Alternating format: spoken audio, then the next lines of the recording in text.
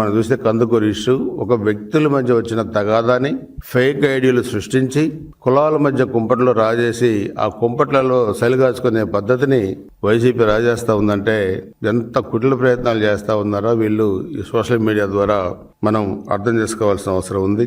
అందుకే ఈరోజు రాష్ట్రంలో మీకు ఎవరి పట్ల గౌరవం లేదు, ముఖ్యంగా మహిళల పట్ల గౌరవం లేదు.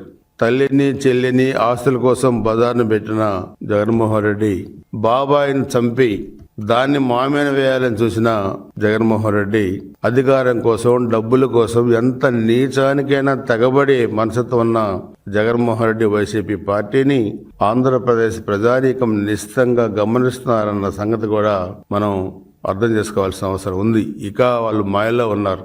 కూటమి మధ్య చిచ్చు పెట్టాలా, వ్యక్తుల మధ్య చిచ్చు పెట్టాలి, ప్రాంతాల మధ్య చిచ్చు పెట్టాలా, వ్యవస్థల మధ్య చిచ్చు పెట్టాలి.